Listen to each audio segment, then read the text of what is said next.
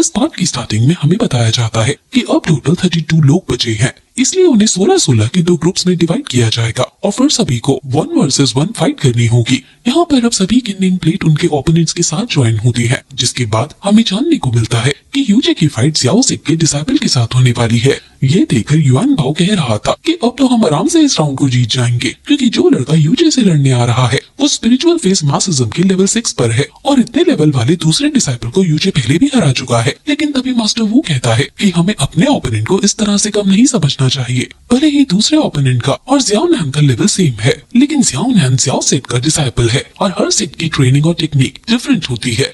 यहाँ पर अब मिस यू को भी यूजे की चिंता होने लगी थी, इस वजह से वो उससे कहती है कि यूजे लड़ने के साथ साथ अपना भी ख्याल रखना, जिस पर यूजे भी हाँ करता है। ज़ियाओ नैन के सामने आ जाता है। इसके बाद वहाँ तियान ज़ियान, मैनर के एल्डर और कुछ डिसाइपल्स मिलकर वहाँ एरिना के पास आकर एक बड़ा सा बैरियर क्रिएट करते हैं, जिससे इनके अटैक से बाकी लोगों को चोट न लगे। अब यहाँ एरिना में यूजे और ज़ियाओ नैन दोनों पहले एक दूसरे को इंट्रोड्यूस करते हैं और उसके बाद अपने वेपन निकाल लेते हैं। यहाँ सबसे पहले ज़ियाओ नैन अपनी स्वॉर्ड से यूजे पर हमला करता है और उसने अभी विंड स्टाइल टेक्निक यूज की थी, पर यूजे उसके सामने से हट नहीं रहा था, जिस वजह से मिस यू को उसकी चिंता होती है और तभी यूजे अपनी मिस्टिक वेन्स को एक्टिवेट करते हुए हेवी स्वॉर्ड को आगे करते हैं और फिर ज़ियाओ नैन जैसा सेम अटैक करता है। बस यहाँ उसने अपनी फायर पावर यूज की थी, इससे ज़ियाओ नैन की विंड स्ट्राइक टूट जाती है, बल्कि अब यूजे की ही फायर एनर्जी ज़ियाओ नैन पर भारी पड़ने लगती है। इस वजह से अब ज़ियाओ नैन भी यूजे की तारीफ करते हुए कह रहा था कि तुम्हारी मिस्टिक एनर्जी सच में पावरफुल है। पर अब इतने में ही यूजे जंप करते हुए सीधा ज़ियाओ नैन पर हमला कर देता है और इससे बचने के लिए ज़ियाओ नैन भी तुरंत जंप करते हुए हवा में आ जाता है। उसे पीछे हटता देख ज़ियाओ सेट के लोग भी बहुत हैरान थे, पर अब यहाँ ज़ियाओ नैन अपनी हेवीली ईगल स्वॉर्ड टेक्निक का इस्तेमाल करता है और सीधा ही पूरी स्पीड से यूजे की तरफ हमला करने के लिए बढ़ता है। लेकिन यहाँ यूजे इस बार भी सामने से हट नहीं रहा था। ये देखकर वहाँ मास्टर वो कह रहे थे कि आखिर यूजे ये क्या कर रहा है। वहाँ दूसरी तरफ ज़ियाओ सेट का मास्टर भी कह रहा था कि यूजे समझदार है, शायद उसने हार मान ली। अच्छा है, वैसे भी वो हमें नहीं हरा सकता। लेकिन अब एरिना में ज़ियाओ नैन की तलवार जैसे ही यूजे को जाकर लगती है तो इससे यूजे को एक खरोच भी नहीं आती। ये देखने के बाद सभी लोग और भी ज्यादा हैरान हो चुके थे। वैसे यहाँ ज़ियाओ नैन भी हैरान था, पर तभी यूजे अपनी हेवी स्वॉर्ड हमला करते हुए ज़ियाओ नैन को वहाँ से दूर हटा देता है। इससे सभी और ज्यादा शॉक हो जाते हैं। तभी वहाँ यूजे के सोल सी के अंदर से जैस्मीन से बोलती है कि तुम यहाँ क्या बेवकूफी कर रहे हो। अगर ड्रैगन गॉड का ब्लड तुम्हारी हेल्प ना करता तो तुम इस अटैक से बच नहीं पाते। वैसे भी ग्रेट दाओ बुद्धा टेक्निक की तो अभी सिर्फ सेकंड स्टेज पर हो, इसलिए ऐसी बेवकूफी मत दोहराना। अब यहाँ यूजे उससे कहता है कि अरे वाह, तुम्हें होश आ गया। जिस पर जैस्मीन कहती है कि इस तरह की लड़ाई के बीच में कोई कैसे सो सकता है। अब यूजे उससे कहता है कि चिंता मत करो, मैं इस लड़ाई को बहुत ही जल्द खत्म कर दूंगा। और इतना कहते हुए वो अपनी हेवी स्वॉर्ड को लेकर सीधा ही ज़ियाओ नैन के ऊपर हमला करने लगता है।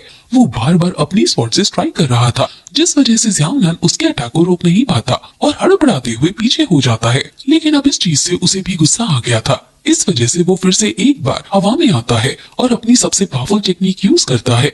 यहाँ उसने अपनी सारी पावर इस टेक्निक को यूज करने में लगा दी थी। इस टेक्निक का नाम हेवीली ईगल विंड स्ट्राइक है और अब ज़ियाओ नैन इसका यूज करते हुए सीधा पूरी स्पीड के साथ अपनी तलवार को लेकर यूजे की तरफ बढ़ रहा था। दूसरी तरफ सभी ये देखकर कह रहे थे कि ज़ियाओ नैन ने अपने ट्रम्प कार्ड का यूज कर दिया है, अब यूजे को कोई नहीं बचा सकता। पर अब यहाँ यूजे अपनी हेवी स्वॉर्ड को आगे करता है, जिससे वो ज़ियाओ नैन के अटैक को बहुत ही आसानी से रोक लेता है और इसके बाद वो उसकी तरफ हमला करते हुए उसे वहाँ से दूर हटा देता है। अब ज़ियाओ नैन खुद भी ये देखकर हैरान था, पर इतने में यूजे अपनी तलवार लेकर उसके सामने आ जाता है, जिस वजह से ज़ियाओ नैन को हार माननी पड़ती है। वो कहता है कि तुम सच में स्ट्रॉन्ग हो। इस पर यूजे कहता है कि हाँ, मानना पड़ेगा, तुम भी स्ट्रॉन्ग हो। अभी ये चीज देखकर सभी लोग बहुत हैरान थे। उसी दौरान हम एक दूसरे मास्टर को देखते हैं जिसकी आंख पर पट्टी बंधी हुई थी। वो यहाँ यूजे की पार देखकर बहुत इम्प्रेस लग रहा था, क्योंकि उसने शुरू से लेकर अभी तक यूजे के हर एक मैच को बहुत ही अच्छी तरह से ऑब्जर्व किया है। अब इसके बाद सीधा नाइट का सीन आता है, जहाँ पर हम देखते हैं कि सभी लोग वापस अपने रूम की तरफ लौट रहे थे।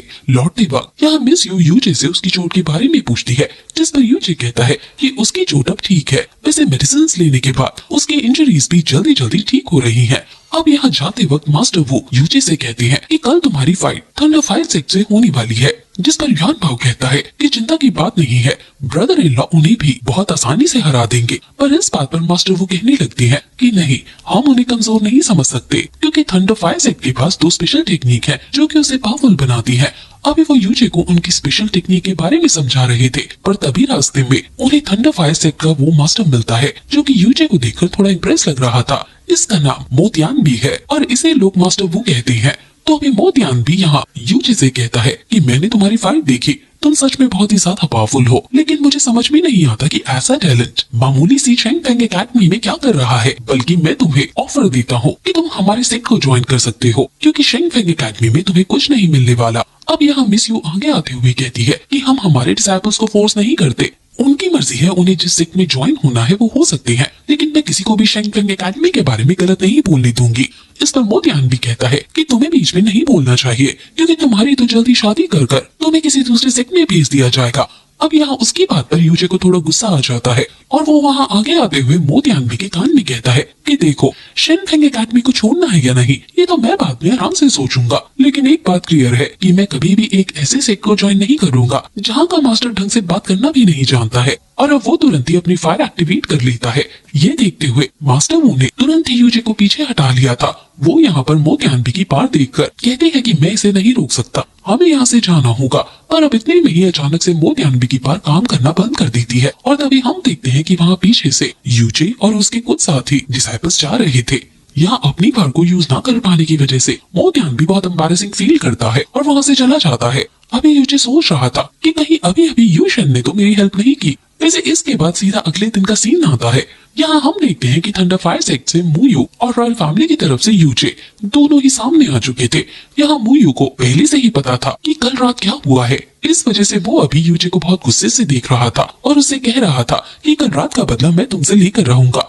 वैसे कल ही रात मास्टर वू ने यूजे को मुयू की पार के बारे में थोड़ा बहुत बताया था। उन्होंने ये भी कहा था कि मुयू की मूव्स को समझ पाना थोड़ा डिफिकल्ट है, क्योंकि उसके मूव्स को डॉज कर पाना और समझ पाना एक टाइम पर नहीं किया जा सकता। इस वजह से यूजे को थोड़ा देख कर रहना होगा। इस पर यूजे कहता है कि वो सब कुछ संभाल लेगा। अब यहाँ इन दोनों की लड़ाई शुरू होती है, जिस दौरान हम देखते हैं कि यूजे बहुत ही तेज स्पीड के साथ मूव करते हुए हमला कर रहा था, लेकिन यहाँ मुयू उसके अटैक से बचता है और उसके बाद अपनी थंडर फायर बॉल्स का इस्तेमाल करते हुए यूजे पर ही हमला करता है। पर अब यहाँ यूजे ने उसके अटैक को बहुत ही आसानी से रोक लिया था, मगर उसी दौरान वो फिर से थंडर फायर बॉल्स क्रिएट करता है और उन्हें यूजे की तरफ भेज देता है, जो कि ब्लास्ट करती है और वहाँ पर एक धमाका होता है। ये देखकर मास्टर वू, मिस यू और युआन बाओ हैरान थे, पर तभी वो देखते हैं कि यूजे ने खुद को बचा लिया है, क्योंकि वो हवा में आ गया था। वैसे अभी उसकी स्पीड को देखते हुए बाकी लोग बहुत हैरान थे। एक मास्टर कहते हैं कि ये कैसे हो सकता है, क्या वो क्लोन था या इल्यूजन था, क्योंकि अभी अभी तो यूजे नीचे था। अब वहाँ हवा में यूजे कहता है कि मैंने सुना था कि तुम्हारे पास स्पेशल टेक्निक है, क्या यही तुम्हारी स्पेशल टेक्निक है? अगर हाँ तो फिर तुम मुझे कभी नहीं हरा सकते। इतना कहते हुए अब वो अपनी फायर फिनिक्स एक्सपर्ट को वहाँ समन करता है और उसके साथ कंबाइन होते हुए अपनी स्वॉर्ड का इस्तेमाल कर फायर ब्लास्ट अटैक करता है। यहाँ पर वैसे मुयू ने फिर से अपनी वही स्पेशल टेक्निक का इस्तेमाल किया था, पर उसको कोई फर्क नहीं पड़ता और यूजे के अटैक की वजह से वो वहाँ से बहुत दूर फेंक जाता है और नीचे गिर जाता है। यहाँ पर अभी अचानक से उसके ऊपर बहुत सारे फायर अटैक होते जा रहे थे, जो कि यूजे नहीं कर रहा था, इसलिए सभी लोग ये चीज देखकर बहुत हैरान थे।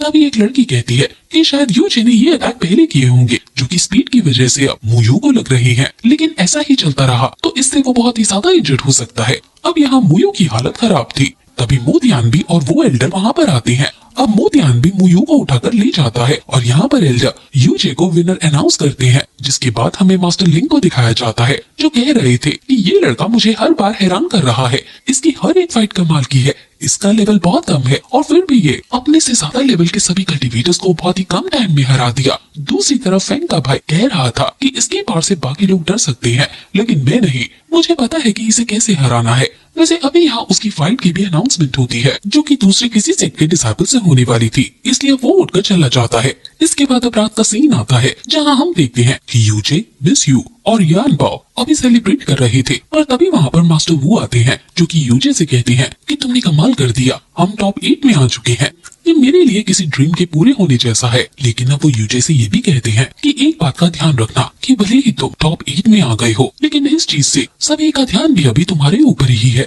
हर एक सेक्ट कोशिश करेगा कि वो तुम्हें अपने रास्ते से हटा सके, क्योंकि हर किसी को रैंकिंग कंपटीशन में जीतना है। साथ ही यहाँ पर वो अभी यूजे के अगले ओपोनेंट के बारे में भी बताता है, जो कि असल में फैंग का भाई होने वाला है। और फैंग का नाम सुनकर यूजे कहता है कि ये तो वही लड़का है ना, जो मिस यू के लिए मैरिज का ऑफर लेकर आया था। इस पर मास्टर वो हाँ करते हैं और कहते हैं कि वो इसी बात से तो तुमसे गुस्सा है। मैं जानता हूँ कि ये बात तुम भी अब तक समझ चुके होगे कि वो लोग फेयर प्ले नहीं करने वाले, बल्कि उन्हें सिर्फ तुम्हें रास्ते से हटाना है। इस पर यूजे कहता है कि मैं ऑलरेडी इसके लिए तैयार हूँ। अब अगले दिन वो दोनों आमने सामने आ चुके थे, जहाँ पर फेंग का भाई फेंजियो भी कह रहा था कि तुम्हारा बैड लक है जो तुम्हारी फाइट मुझसे हो रही है। अब तुम्हें टॉप 8 से ही वापस लौट कर जाना होगा। यूजे कहता है कि तुम्हारी शक्ल अच्छी नहीं है तो कम से कम बात तो अच्छी किया करो। इस पर फेंजियो को गुस्सा आ जाता है और वो हमला करने के लिए अपनी डेमन फ्लेम्स का यूज करता है, लेकिन अब इस अटैक को यूजे ने बहुत ही आसानी से रोक लिया था, जो देखकर सभी हैरान थे। यहाँ पर फेंजियो भी कहता है कि तुमने मेरी 60% पार को रोक लिया, तुम सच में स्ट्रॉन्ग तो हो, लेकिन अब तुम मेरे अगले अटैक से नहीं बच सकते। इतना कहते हुए वो वहाँ हवा में आ जाता है और अपनी पर्पल फ्लेम्स को एक्टिवेट करने लगता है। और अब जब वो अपनी एनर्जी को रिलीज करता है तो ये एनर्जी वहाँ बैरियर के बाहर तक भी फैल रही थी। इस वजह से सभी उसकी पार को देखकर हैरान थे। अब यहाँ एनर्जी रिलीज करने के बाद वो कई सारे स्पॉट स्ट्राइक्स भी यहाँ यूजे की तरफ करना शुरू कर देता है, जिनसे यूजे बहुत ही स्पीड के साथ भागते हुए बच रहा था। पर तभी वो नोटिस करता है कि जहाँ पर भी स्पॉट स्ट्राइक गिर रही थी वहाँ पर फेंजियो का एक क्लोन क्रिएट हो जा रहा है। ये चीज देखने के बाद वहाँ स्काई बर्निंग सेट का मास्टर कहता है कि हमें फेंजियो की चिंता करने की जरूरत नहीं, वो अच्छे खासे स्टेज पर पहुंच चुका है, अब वो यूजे से किसी भी कीमत पर नहीं हार सकता।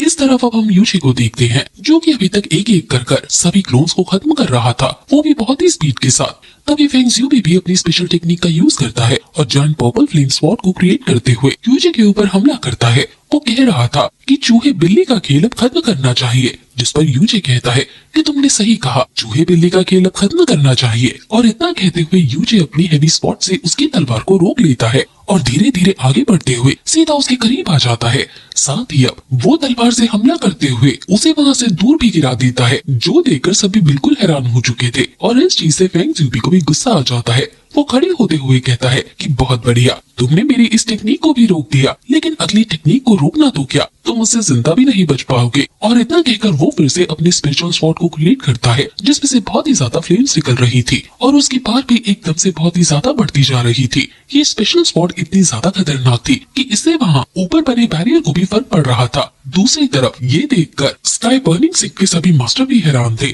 तभी उनका ही एक डिसाइपल कहता है कि अगर फेंजियो ने इसका इस्तेमाल किया तो इससे यूजे मारा जाएगा और फेंजियो को एलिमिनेट कर दिया जाएगा। इस पर वो मास्टर कहता है कि हारने से तो ये अच्छा है कि वो एलिमिनेट हो जाए। साथ ही फेंग भी कहता है कि ये लड़का यूजे कम नहीं है, आगे चलकर ये हमारे लिए थ्रेट भी बन सकता है, इसलिए उसे खत्म करना ही सबसे सही होगा। इस तरफ मास्टर लिंग उन एल्डर से कहते हैं कि हमें उसे बचाना होगा, जिसके बाद एल्डर आगे बढ़ रहे थे। पर तभी फेंजियो भी यूजे पर हमला कर देता है, लेकिन यूजे सामने से नहीं हटता, बल्कि वो अभी बस सामने की तरफ ही देख रहा था। हम